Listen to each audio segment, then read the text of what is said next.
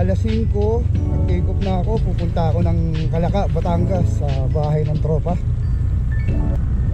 Nakikipiesta ako doon, bayan ng Madalunot, Calaca, Batangas.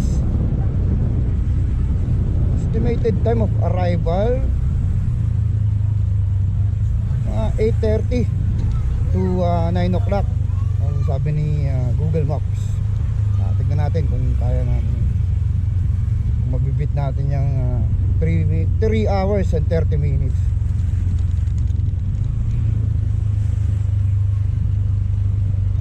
Unang gala ng taong 2026 at pangatlong gala na idodocument ko.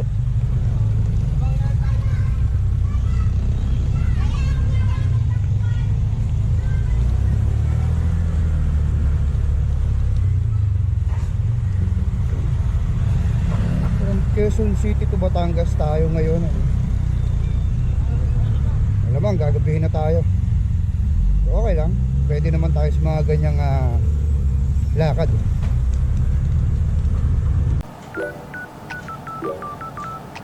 Yun, at sa mga oras na to ay nasa Ayala, EDSA na ako. Underpass. Ngayon na lang ulit ako napadaan dito. Ganda pa rin. Pero mas maganda sana kung gabi na, no? Yung madilim na yung langit para talagang lasap na lasap mo yung ilaw dito sa underpass. Ganun pa din naman sa tinagal-tagal na nito. Ganun pa rin siya, maganda, malinis. Walang pinagbago. Tao lang talaga nagbago.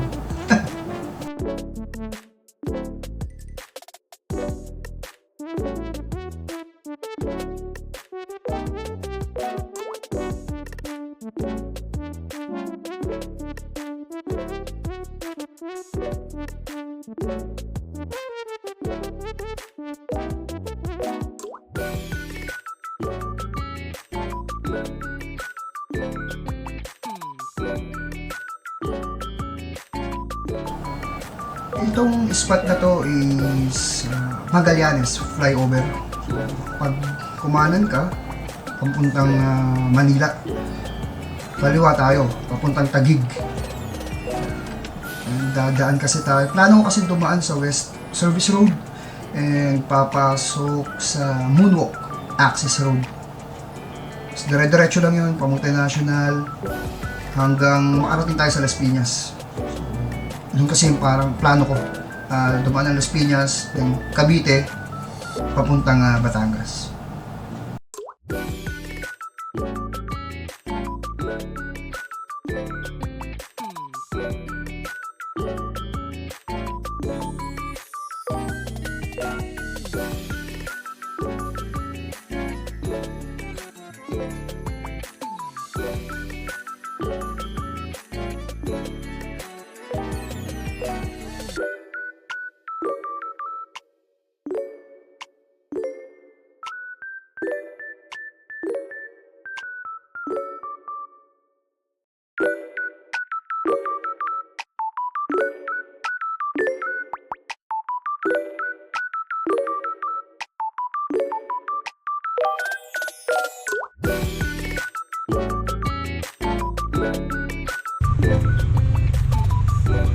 Ngayon na lang ulit ako dadaan dito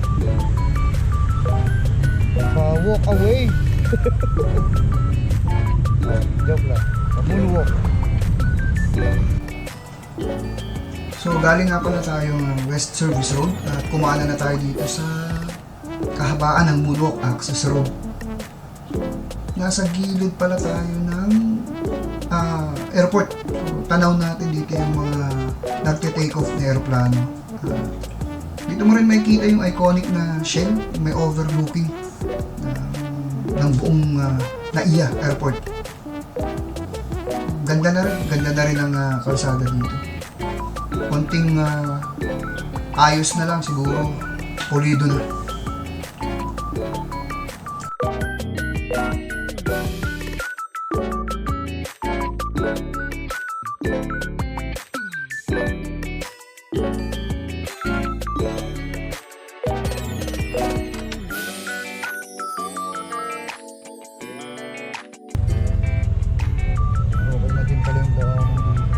Sana doon sa may boundary ng multinational, okay na yung kalsada. Grabe doon dati nung converge doon. Yung lubak doon, alam mo, crater ng buwan. Dito natin. Hopefully, maayos lang.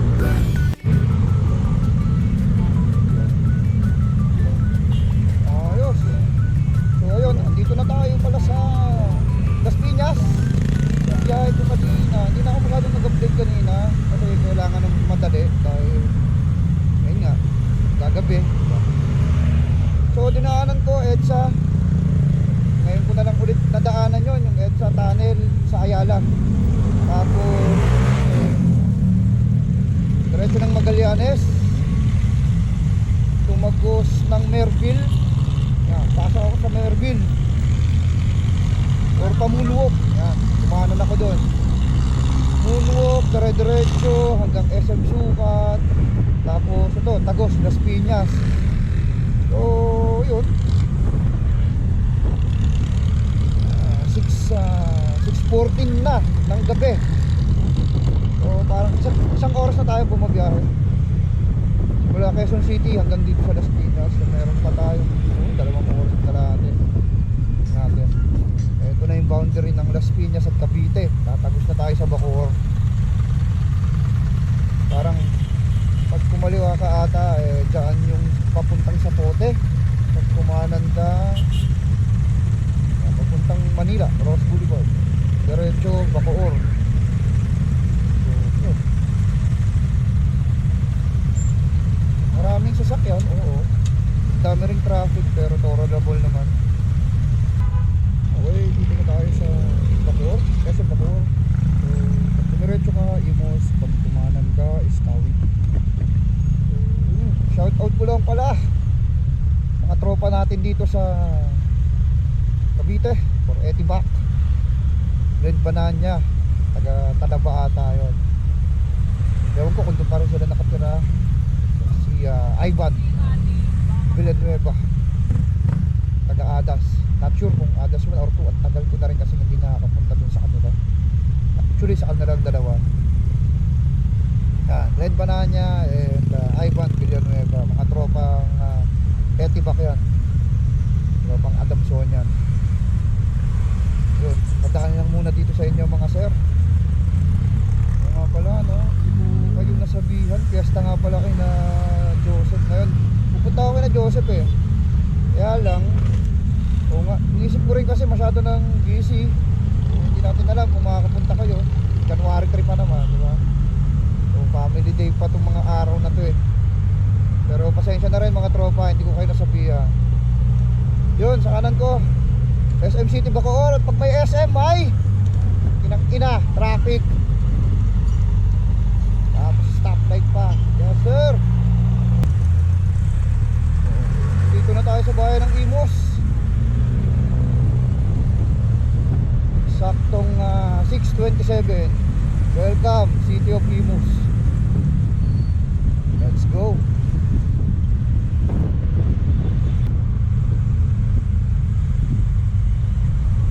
Nandito na nga pala tayo sa Dasmariñas, Cavite. Hindi ko na na-videoan yung kanilang arko, pero wala, ganun talaga eh. report na lang maya maya. Okay, nakalagpas na tayo sa arko ng Silang, Cavite. Oras 7:13 ng gabi. So dire-diretso. Wala ko sanang mag-Alfonso na lang, Melendez tapos Alfonso, pero parang wala na namang traffic. Diretsuhin na natin to. Tignan natin sa Tagaytay kung traffic o hindi. Kaya naman yan. Okay, diretso na lang. Let's go.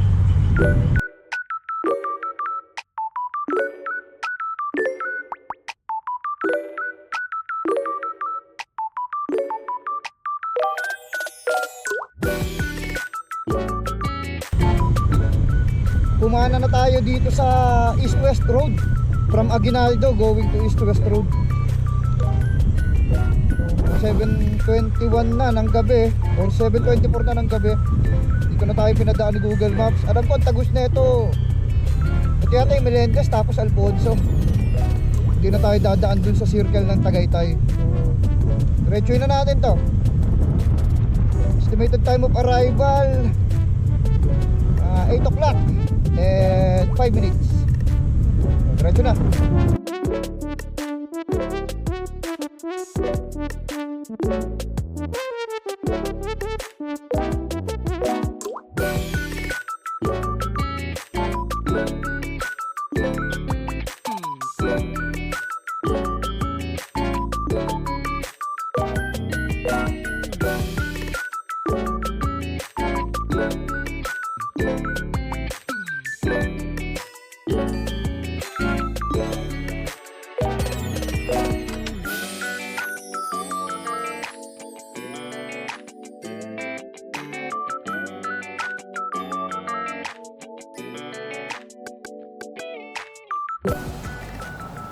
Medyo malamig na to yun nga, from Amadeo kumala na ako.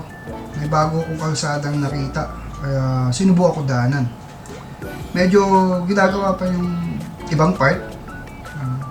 Ang pangalan ng kalsadang to is Tagaytay Bypass Road. So tagus niya ay sa Luksuhin Mangas Road sa may bandang Alfonso. So, pagdadaan kayo dito, ingat lang, lalo na pag bandang gabi. Kasi nga, yung may ibang part pa na walang ilaw, tsaka may ibang part pa na binubungkal or inaayos pa yung kalsada. Pero napakaganda ng bypass na to. Sarap daanan, lalo na siguro kapag hapon.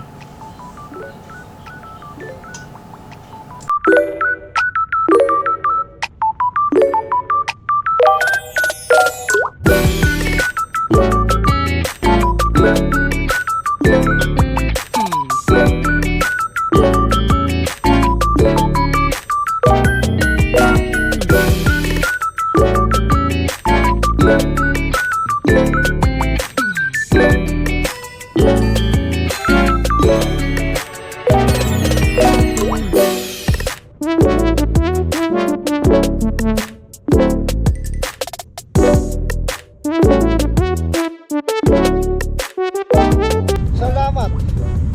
Arko ng ano to? Salamat po. Okay. Arko siya ng Alfonso. Grabe naman traffic. Welcome to Alfonso. Tama. Arko siya ng Alfonso. So, salamat po. Okay, diretso na lang to.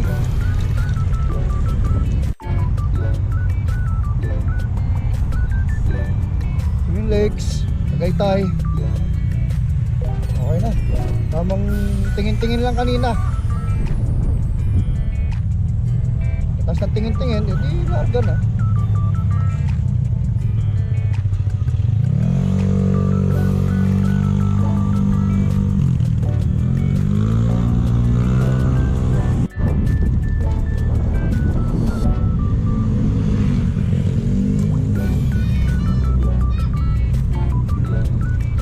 Okay, 8 o'clock. 8:08, nandito na tayo sa Arco ng Nasugbu, pero hindi tayo papasok doon. Dito tayo, kaliwa tayo, Pakalaka.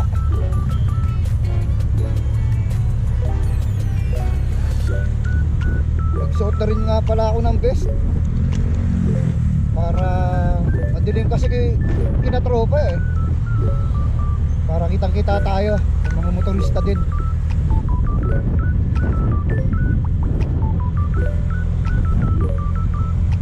24 minutes na lang daw simula dito hanggang kinatropa. Kontrata na to. Let's go!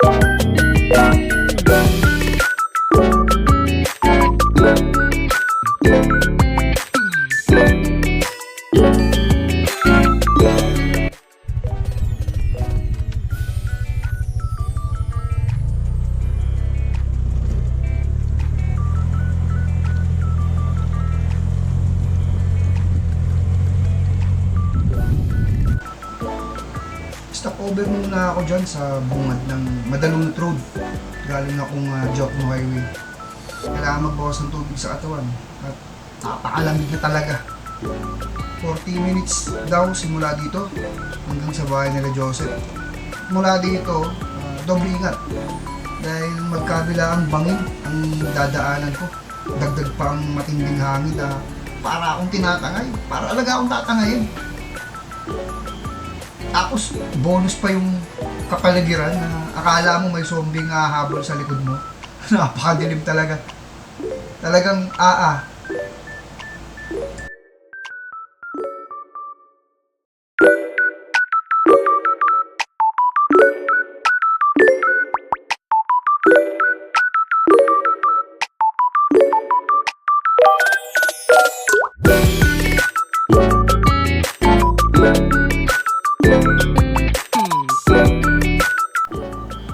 dito sa area na to, marami-rami ng bahay.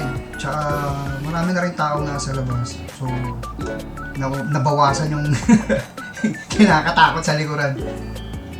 Tamang chill na lang yung pagmamaneho dito. Tsaka maliwanag na rin dito, maliwanag na. Parang boundary na rin ata o nasa Madalunot na rin. Alam mo, Madalunot na rin to, tong area na to.